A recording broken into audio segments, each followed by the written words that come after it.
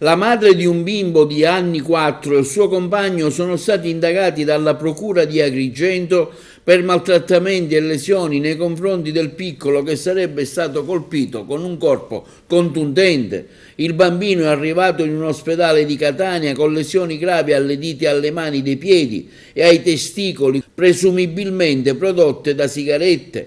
I due adulti hanno ricevuto così un avviso di conclusione delle indagini preliminari, firmata dall'aggiunto Salvatore Vella. Il provvedimento è stato notificato dalla sezione della squadra mobile della questura di Agrigento, che si occupa dei reati contro la persona e ai danni di minorenni, che hanno indagato sul caso. L'inchiesta è stata avviata dopo una segnalazione del personale medico dell'ospedale Garibaldi Inesina di Catania, dove il piccolo era stato trasferito e ricoverato d'urgenza per le gravi condizioni in cui versava. Le indagini della squadra mobile diretta da Giovanni Minardi sono state supportate da attività tecniche di intercettazioni ambientali e telefoniche e, secondo l'accusa, hanno permesso di svelare gravi indizi di colpevolezza nei confronti dei due indagati.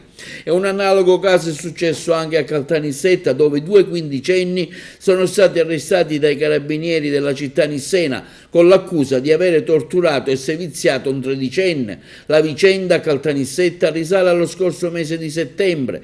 I due avrebbero attirato con l'inganno all'interno di un garage del tredicenne, legandogli le caviglie, i polsi e la bocca con un nastro da imballaggio. Lo avrebbero preso a schiaffi, umiliato con sputi a volto e minacciato con utensili e un coltello, oltre a versargli addosso olio per motori, minacciandogli di dargli fuoco. Dopo circa mezz'ora il tredicenne sarebbe stato liberato, con l'ulteriore minaccia di morte qualora avesse rilevato quanto accaduto. I due sono stati trasferiti dai carabinieri in istituto penitenziario minorile. I reati ipotizzati nei loro confronti a vario titolo sono quelli di sequestro di persona, minaccia, lesioni aggravate e porto di oggetti atti a offendere.